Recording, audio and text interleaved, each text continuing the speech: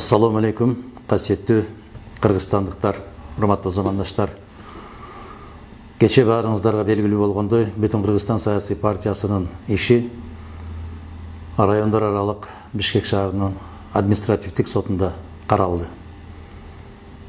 Биз баардык мыйзам бузууларга БШК тарабынан өз ыйгарым укуктарын ашыша алып кеткендиктерин далилдеп бердик. Азаттык радиосу аркылуу түз эфирден сиздер угуп турдуңуздар. Ал жерде эч кандай маалыматтык иш айтып, башкача берүүгө мүмкүн эмес. Сиздер өзүңүздөр ынанган болушуңуздар керек. Биз тарабынан Конституциядагы, мыйзамдагы кылдай бузулган жок. Мен кече айттым. Эгерде мыйзам жолу менен чечим кабыл ала турган болсо, сот ийненин учуна илип алар шылтоо жок. А эгерде саясий буйртма менен чечим кабыл ала турган болсо, анда биз бир саясий партия катарында алсызбыз. Ошондуктан урматтуу кыргызстандыктар, ар бир жарандын шайлоого жана шайланууга укугу Конституцияда, ата мыйзам болгон мыйзамда баса белгиленген, көрсөтүлгөн.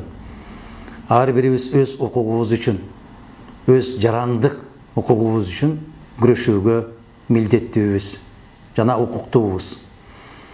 Бул күрөш эми жалгыз Бүтүн Кыргызстан жөнүндө болуп аткан жок. Бул күрөш Кыргызстандын жарандарынын шайлоого жана шайланууга болгон укугун калыбына келтирүү. Башкача айтканда, сиздин, менин жана кыргызстандыктардын укугу болуп калды.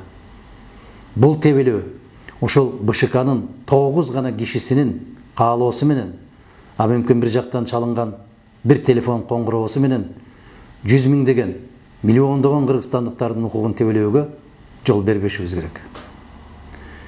Кече сотто БШК өкүлдөрү уламдан улам кайра жаттап алган тотугуштай болуп сайрашты. Мен аларды аяйм. Жаш жигит, жаш кыздар экен, келечектери бар. Бирок аларды аргасыз, себеп ушинтип айтасыңар деген буйрук менен барышкан. Өзүңүздөр байкадыңыздар. Бүтүн Кыргызстан саясий партиясы дейт. Тизмени өзгөрттү деген доомат коюп атат. А биздин жактоочу суроо берди. А сиздерде башка тизме барбы десе, жок деди. Бул кызылдай калп деди. Мына ошол башка тизменин жок экендиги, жападан жалгыз бир гана тизменин бар экендигин биз ошол жерден далилдедик. Экинчиси, сиздер дейт, жашыруун добуш берген жоксуздар деген дооматты койду. А биз сиздерге көрсөтүп келебиз, массалык маалымат каражаттарынан тараткан маалымат эмес. Кээ бир саясий партиялар өзлөрүнүн сайттарына илген видео тасмалардан көрүп отурасыздар. Бүтүн Кыргызстанга караганда 5 эсе ачыгыраак добуш беришип атканын көрөсүздөр өзүңүздөр. Биз съезд өткөн комнатада эмес, залда эмес, башка жака чыгып барып добуш берип атабыз. Биздин жашыкты БШКнын атайын даярдалган жашыкчасы урнасы. Башка партиялар өздөрү каалагандай жасап келип добуш берип атат.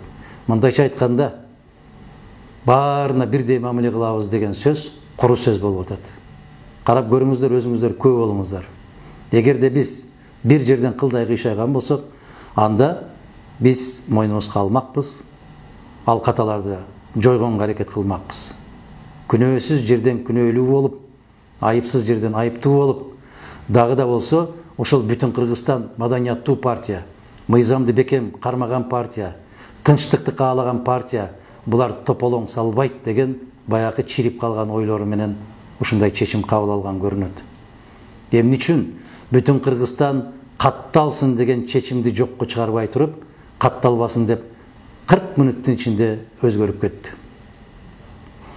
9-чу киши жетпей атса, бир эле күндө Жогорку Кеңештин депутаттыгын токтотуп, бир эле күндө Борбордук шайлоо комиссиясына мүчө болуп шайланып барган Шайназаров мырза мынчалык шашылыш болду.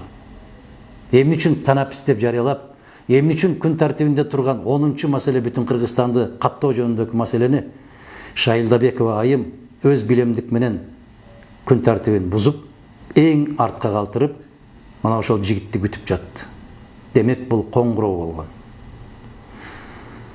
Мына ушул 9 киши тарыхта қалады. Тарыхта аттары қалады ушул 9 кишинин. Конституциялык укукту тебелеген, адамдарга бирдей шарт түзбөгөн, өзүн билемдикке барган, өз ыйгарым укуктарын адаттан тыш көтөрүп жиберген катарында тарыхта калышат. Кече митинг болуп аткан жерде Кызыл Кыядан келген бир азамат аябай сонун бир уламышты айткан экен. Ошол уламыштан жыйынтык чыгарышса жакшы болмок бул азаматтар. Бул да өтүп кетет. Кече эле мыйзамсыз шайлоолорду өткөргөн президенттер бүгүн кайда?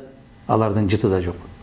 Ошондуктан урматтуу, касиеттүү кыргызстандыктар, өз укугубуз үчүн, өз келечегибиз үчүн, өз тагдырыбыз үчүн жалпы баарыбыз күрөшпөсөк, чындыгын айтканда биздин жалгыз бүтүн Кыргызстан партиясынын күчү жетпей калчудай көрүнүп атат. Эгерде конституция менен, мыйзам менен күрөшө турган болсок, биздин күчүбүз да, акылыбыз да, тажрыйбабыз дагы ашып ташып турган кез. Бирок түзүлгөн кырдаалда, Кыргызстанда мыйзам да, конституция да иштебей калган учурда мен сиздерге кайрылып турам. Жардам бериңиздер. Адилеттүүлүктү, чындыкты, акыйкатты орнотууга жардам бериңиздер. Арамдыкты, арамзалыкты, караңгылыкты жеңүүдө күч кубат бериңиздер. Биздин келечегибиз өзүбүздөн көз каранды. Жаркын өлкөдө, мыйзамдуу, ыймандуу өлкөдө жашайбызбы? Же кимдин акчасы көп болсо, кимдин билеги күчтүү болсо, ошол туура болгон мамлекетте жашап калабызбы?